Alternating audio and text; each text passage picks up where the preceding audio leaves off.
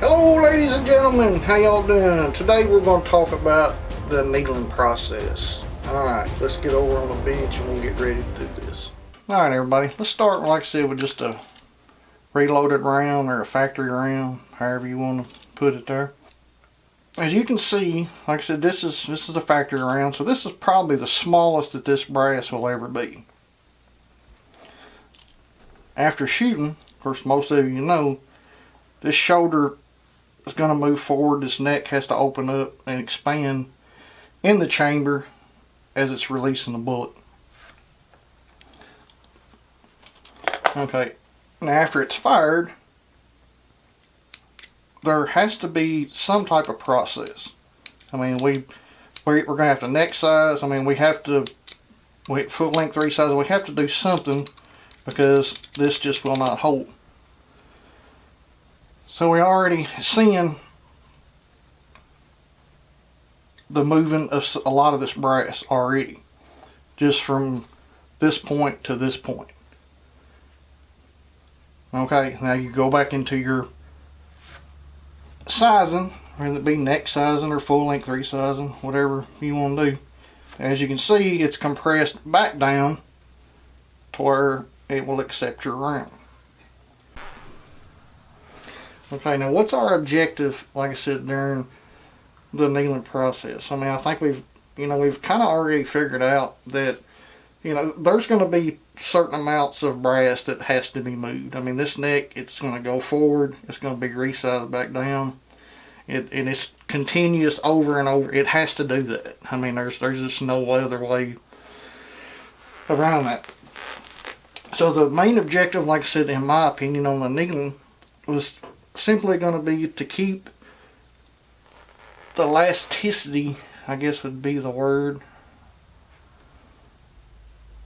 like I said, in the brass. We've got 3 pieces of fired brass right here. I'm just going to go through, like I said, with some of the steps, like I said, that I do. One of the first things that I do is I usually take some steel wool and just kind of clean the neck shoulder junction area. Just kind of knock some of that carbon off of it. Alright, we want this soft, and we need to mainly keep this hard down here. That's kind of a rule of thumb. We want to keep this pliable here up. We want to keep this hard just like it is. So I'll just take them, like I said, knock some of that carbon off of them. There's multiple different machines you can use for needling.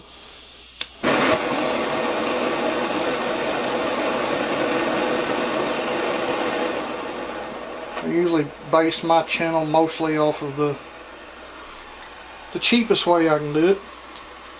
Well, with this canister, like I said, in this press, I can actually lay my hand right here. I will put it at an angle. Put it roughly about a 1/2 inch off the flame.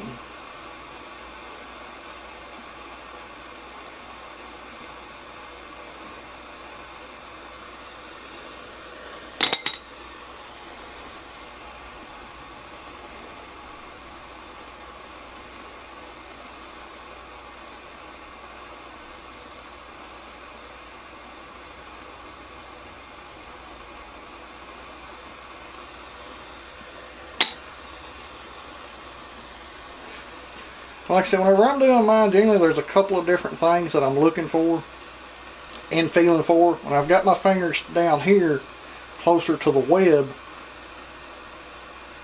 I kind of gauge off that by the heat off of it. What I figured out, it won't hardly let you hold it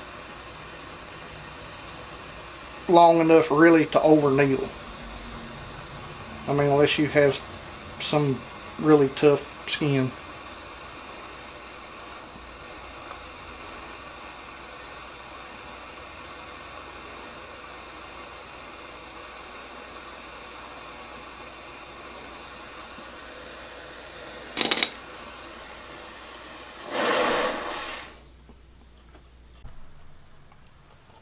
Alright, part of what I do whenever I'm doing it that way, Now actually, it looks kind of like, I guess I can kind of describe it. It's kind of like putting paint on a car, I guess. I'm looking for this color right here to arise, and it'll be generally up in here around your neck, and you can just kind of watch it, like it'll come down,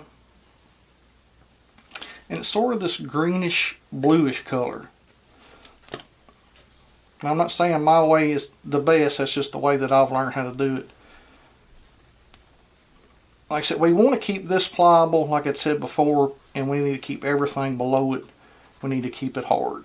I'm hoping, like I said, that pretty well describes everything. If there's any questions, leave them in the comments, and I'll be glad to answer them the best that I can. We'll see y'all later, and God bless you.